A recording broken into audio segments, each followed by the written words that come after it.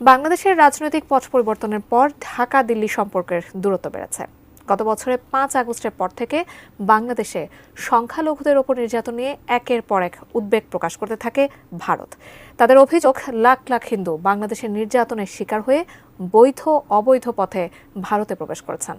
তবে এবার দেশটির সীমান্তরক্ষী বাহিনী বিএসএফ এর তথ্যে উঠে এসেছে ভিন্ন চিত্র, যা ভারতের কথিত দাবিকেই মিথ্যা প্রমাণ করেছে।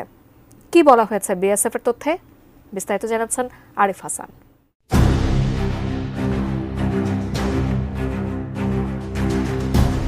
২৪ জুলাই অভ্যুত্থানে নাটকীয় পরিবর্তন এসেছে বাংলাদেশের রাজনীতিতে। গত বছরের ৫ আগস্ট তীব্র জনরোষে দেশ ছেড়ে ভারতে আশ্রয় নিয়েছেন ক্ষমতাচ্যুত শেখ হাসিনা।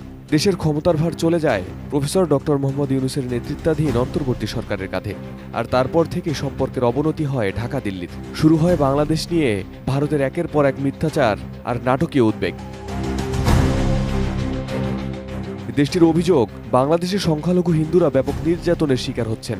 তাদের ঘরবাড়ি, ব্যবসা প্রতিষ্ঠান, এমনকি হিন্দু মন্দির জ্বালিয়ে দিচ্ছে মুসলিমরা। দেশটির দাবি, নির্যাতনে টিকতে না পেরে লাখ লাখ হিন্দু ভারতে পাড়ি জমিয়েছেন এবং আরও ১ কোটি হিন্দুকে আশ্রয় দেওয়ার জন্য প্রস্তুতি নিচ্ছেন তারা। শেকড় থেকে শিখরে 7% হিন্দু আছে, তাদের পলায়ন আমাদেরকে নিতে হবে। হিন্দু ভাইদের সিএতে অলরেডি সরকার করে দিয়েছে।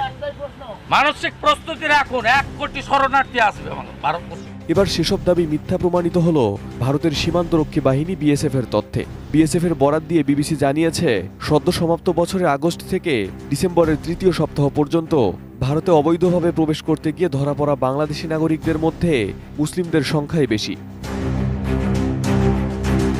বিএসএফ এর দক্ষিণবঙ্গ সীমান্ত অঞ্চলের সূত্রে পাওয়া তথ্য অনুযায়ী এ সময়কালে আটককৃত ৭১৬ জন বাংলাদেশি নাগরিকের মধ্যে ৪১৫ জন মুসলমান এবং ৩০১ জন হিন্দু।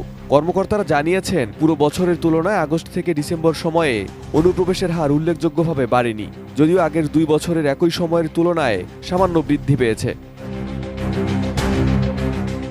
বিএসএফ কর্মকর্তারা জানিয়েছেন, ধরা পড়া হিন্দু অনুপ্রবেশকারীদের মধ্যে মাত্র ১ থেকে ২% দাবি করেছেন যে বাংলাদেশে ধর্মীয় নিপীড়নের শিকার হয়ে তারা দেশ ছেড়েছেন। এই তথ্য দেশটির হিন্দুত্ববাদী সংগঠনগুলোর প্রচারিত বাংলাদেশ থেকে হিন্দুদের দলে দলে ভারতে চলে আসা দাবিকে প্রশ্নবিদ্ধ করেছে। মূলত আগস্ট থেকে ডিসেম্বর সময়ে সীমান্তে আটককৃত অনুপ্রবেশকারীদের সংখ্যা ২০২২ ও ২০২৩ সালের তুলনায় সামান্য বেড়েছে। বিবিসি বলছে, ২০২২ সালে আটককৃতদের মধ্যে ১১৪ জন হিন্দু ও ২৯৮ জন মুসলমান, ২০২৩ সালে ২০৩ জন হিন্দু ও ৪৪৯ জন মুসলমান এবং ২০২৪ সালে ৩০১ জন হিন্দু ও ৪১৫ জন মুসলমান রয়েছে। এ তথ্যে কিছুটা বিস্মিত বিশ্লেষকরাও, কারণ বাংলাদেশে হিন্দুদের উপরে অত্যাচার এবং সহিংসতার ঘটনায় বহু হিন্দু ধর্মাবলম্বী ভারতে চলে আসছেন বা আসার চেষ্টা করছেন, এমনই দাবি করে আসছেন ভারতের হিন্দুত্ববাদী সংগঠনগুলো। মূলত শেখ হাসিনার দেশ ছাড়ার পর একযোগে গা ঢাকা দিয়েছেন আওয়ামী লীগের বেশিরভাগ নেতাকর্মীরা।